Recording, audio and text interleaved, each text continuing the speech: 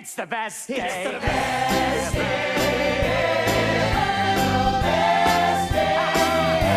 Ryan, thanks so much for doing this interview with me. Toronto gets a lot of great shows over the holiday season, but this one is something pretty special because, of course, it is all about a character and the character's friends that we love so much, who lives under the sea. Of course, we're talking about SpongeBob, my friend.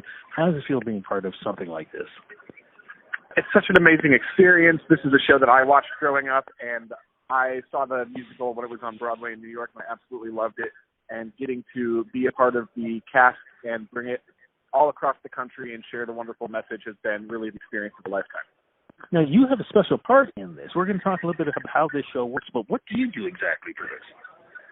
So in this show, I have a very unique role. I make all the sound effects that happen throughout the entire show. So if you have seen the television show, whenever SpongeBob walks or Squidward walks, they have very unique sound effects that happen that sort of build the universe around these characters. And every time those sound effects happens, I'm the one who makes it.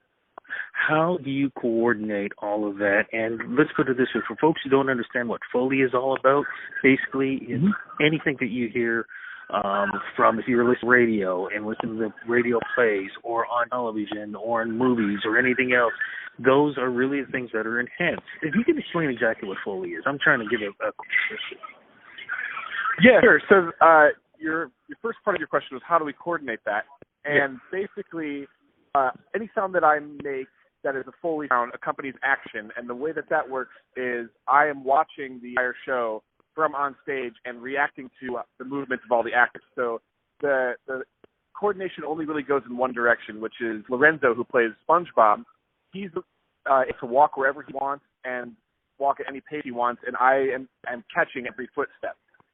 So the coordination really is me watching and reacting to what they're doing and sort of predicting how they're going to move in order to make all the sounds line up.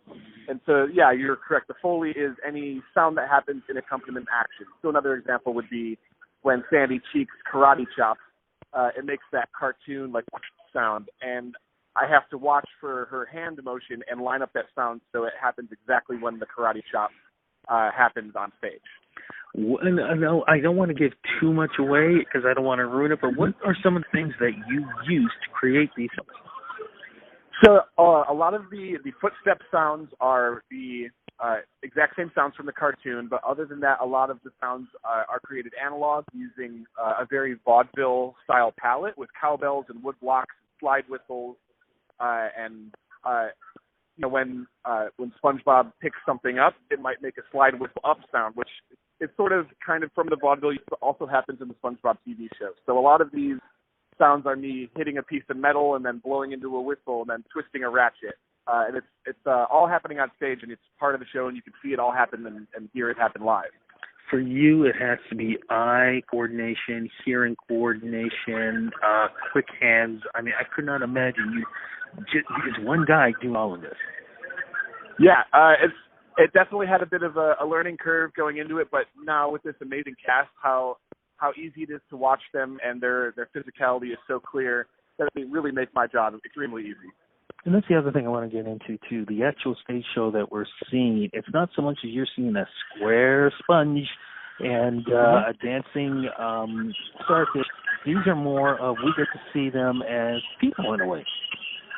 Yeah, so our director, Tina Landau, her concept for the show was not what you would think of when you think of the SpongeBob musical. It's not cardboard cutouts and like goofy amusement park costumes. It's very much highly stylized costumes and a humanized version of what SpongeBob would be. So Lorenzo, who plays SpongeBob, is not wearing a cardboard cutout. He's wearing a yellow shirt and plaid trousers.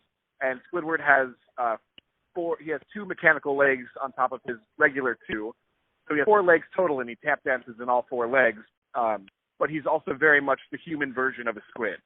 And it's very, like I said, stylized. And David Zinn, who designed all, did an amazing job bringing all these creatures to life in a very unique and human way. And I got to assume there's a lot of comedy. And is there music also? Yeah. There's a lot of comedy. There's a lot of great jokes that people of all ages will love. And the music was written by all pop stars that you'd hear on the radio, like Sarah Bareilles, Lady Antebellum, John Legend, T.I., Plain White Tees. It's really an incredible show that anyone of all ages can really love. Well, I'm looking forward to seeing this. Look, before we go, I want to ask you, though, if, give it the best promo you can. Why should somebody come out and see this? You should come see the SpongeBob musical because this show is filled endlessly with optimism and joy and hope and community. And the message that we are bringing with this show across the country is that in a time of crisis, the best thing we could do is come together as a community and be there for each other.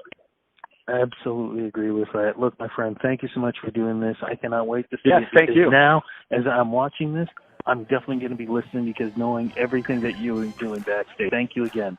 Great. Thank you so much. Take care. All right, you too.